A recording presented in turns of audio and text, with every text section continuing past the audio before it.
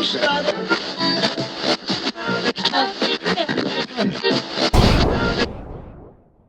Kenny, cool. Birds of Tokyo. It's been a very busy 12 months for you, from daytime gigs to nighttime gigs to playing with the orchestras around the country. This has been a very proactive last 12 months.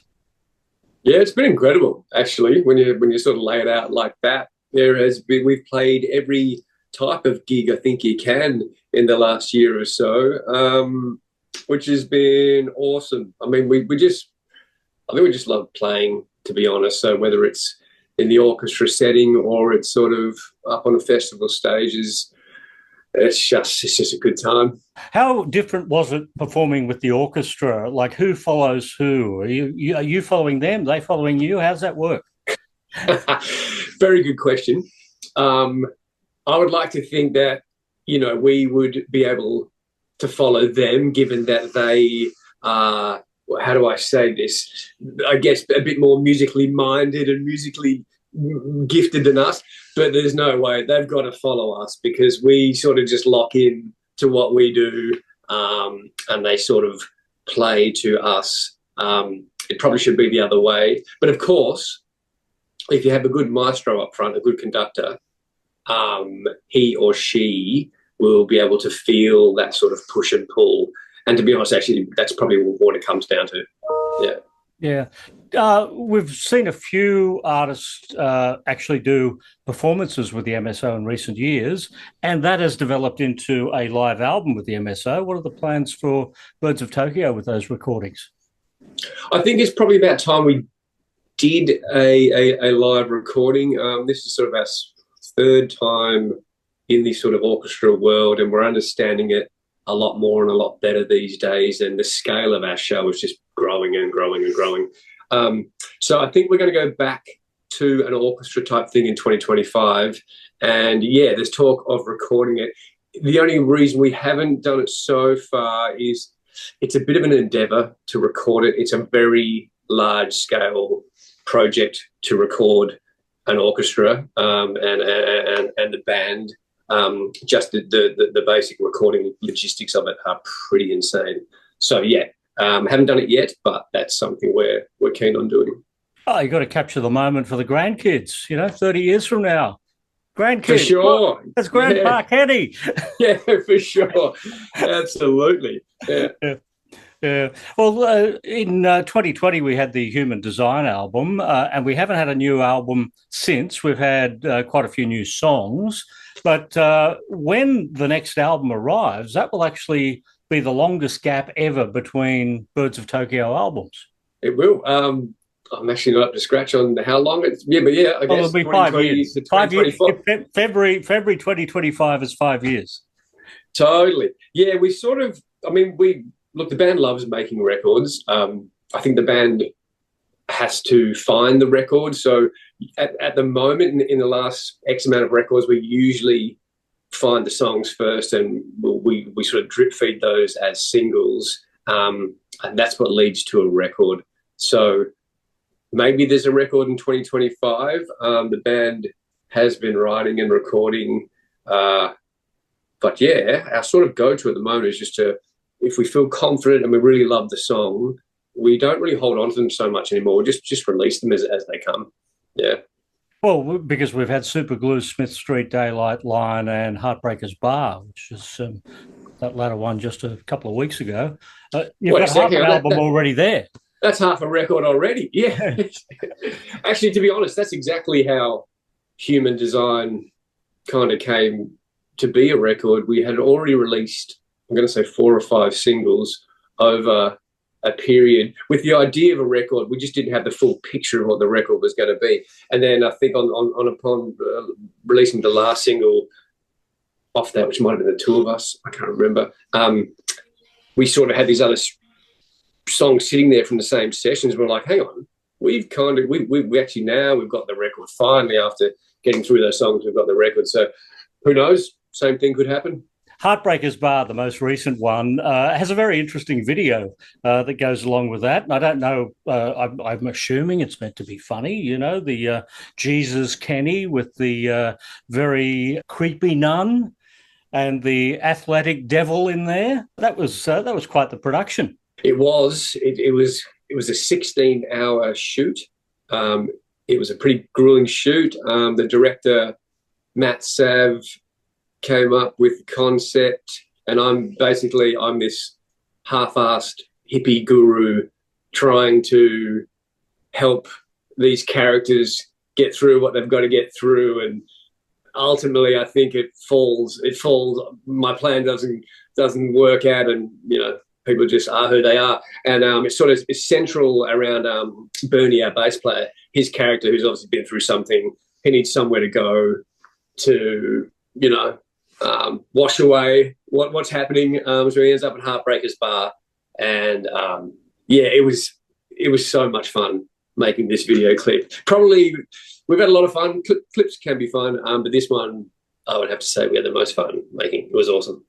Yeah, well, you have had a precedent to this. There was a song called Good Lord, so it's almost like a sequel, isn't it? Yeah, and funny enough, Matt Sav did Good Lord, and he also did the clip for The Greatest Mistakes as well. So, got a good history with him. I like his ideas. I like where he comes from.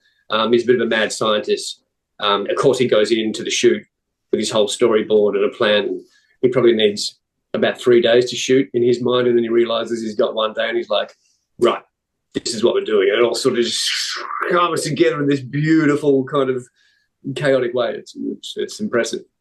One of the more recent videos, Daylight, was with a good mate of mine. I'm sure yours, Kane Hibbard. Yeah, so that was shot at Beck Studios in pretty iconic, pretty famous studio there in Melbourne. Kane Hibbard, who's a photographer / many other things, and he's been a friend of ours for over 15 years, probably longer.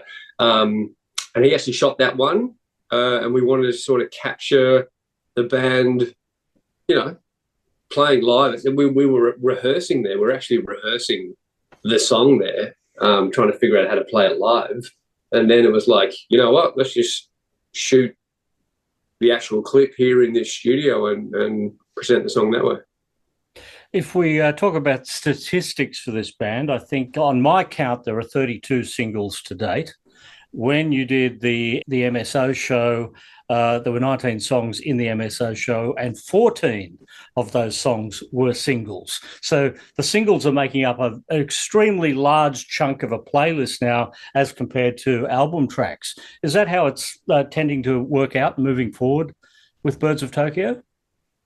I guess so, because they end up being favoured songs, I guess, from the audience and from the band as well. And I've got to write those stats down. I didn't know any of that. They're great stats. I'm just going to write that down so I can put it in the next bio, because they're great numbers. Yeah. That made things sound really, really good. Inevitably singles make their way into the set. And maybe that's just not a bad problem to have. If you have that many, they will fight their way in, put it that way. Sometimes we're like, oh man, we labour so intensively over set lists. Like we design them a certain way. We want them to flow. We want the whole show to move a certain way depending on what the show is and where it is. It can be a bit tricky sometimes having to put in sort of singles and then some deep cuts, and it does our head in. Usually we get it right. I was surprised, but loved hearing your version of Hurt, the Nine Inch Nails song, but you did the Johnny Cash version. That's how it worked, I think. Yeah. We did a version of the Johnny Cash version of Trent Reznor's Hurt, although it probably landed somewhere in the middle of the two. But, the song itself, the Reznor version, the Nine Inch Nails version, is incredible. And then it's just one of those moments where Johnny Cash did a version and basically took the song away from Reznor in a way. He made it it was his own thing and a very compelling song. So that was the attraction in doing that cover. Cash just did such a wonderful job with it. It was amazing. Yeah, because your DNA sits closer to Nine Inch Nails than it does to Johnny Cash. So you're sort of veering off track and then getting back to the Nine Inch Nails sort of DNA in a roundabout way, the way that you presented that with the Melbourne Symphony Orchestra. I guess it fitted an orchestra better doing it that way too. Absolutely, yeah. Yeah, we sort of, once we had done a sort of some treatments, I guess, some mock treatments with the orchestra and then a couple of rehearsals, you figure out the potential of how things are going to feel. So yeah, doing that version of Hurt with the orchestra allowed us to go as grand as we could. That was one of my favourite moments, actually, as I recall, in the orchestra tour. That was awesome. What's the status of Carnival at the moment? Carnival, we've just been in Europe. So we did Australia, India, Europe, UK, and we got back mid-July. So it was sort of 6 weeks. So touring there, just doing the summer festival stuff. There's some new music on the horizon, finally. I'm a bit, what's the word, not guarded. I never know when I start talking about new music with Carnival, because it sort of always pokes its head up like, oh, it's happening, and then it just sort of fades away and goes back in the studio for more work. But yeah, there's some new stuff on the horizon. We're recording some bits and pieces. It's looking like we are good enough, close enough to get to a record next year. So fingers, toes, anything's crossed. Let's see how we go. That'll be 12 years, I think, since the last Carnival album. Yeah, we've sort of hit Chinese democracy sort of stages like that Guns N' Roses record. You should call it Chinese democracy too. We should. To be honest, I was chatting with the band about it, and they were like, everyone's sort of taking the piss out of it. The guys in the band taking the piss, going, geez, we really do need to, activate this thing and get it going. It's funny. Carnival just picks up the creative process and puts it down so often because it revolves around many, many different moving parts. But the recent tour in Europe has kind of relit the fires again, which is kind of feeling pretty cool. So, yeah, keen to see where it goes. Well, 2024 for the rest of the year, I can't see you getting much into the studio before now and Christmas, because you've got lots of your own gigs to do. There's lots of festival gigs to do. There's a night at the Barracks. You've got the Red Hot Summers coming up. There's a hell of a lot of work still coming up for this band, and very little time to get in the studio and capture new songs.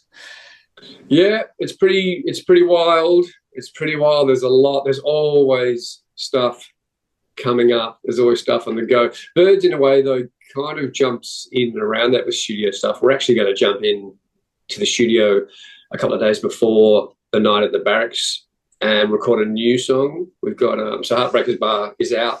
We'll let that thing roll and have some fun with that. And then there's another one we want to complete. And then there's another one sitting there that needs a bit of work. So we just keep working on songs in between the shows and keep it all kind of rolling. Gone are the days when AC/DC used to play 6 days a week, go into the studio after they finished their gigs and release 5 albums in their first 2.5 years. That's insane, isn't it? Oh, that is insane. That's awesome, though. That is cool. Yeah. Those were the days. Those were the days, yeah. Well, great to talk to you, Ian. Good to see Birds of Tokyo so active in coming months as well. Yeah, we're looking forward to this show too on the Manly show on the 20th. We know of the venue and where it is, and it's a fairly iconic, cool space. So we're looking forward to playing there for the first time. And the organisers have got the super cool kind of thing going on. Like, it's like zero plastic. There's a bunch of bus access instead of cars. They've got bike racks, and they're kind of doing it in a pretty cool way, man. So I'm looking forward to it. Zero plastic's a great idea for that area, because there's so much Botox around that area. Don't let them in. Zero plastic, but all the Botox. All the Botox is welcome. Yeah, you bring your Botox, just no plastics. Thanks for joining us at Noise 11, Ian. Awesome. Thanks, Paul. Good on you, man.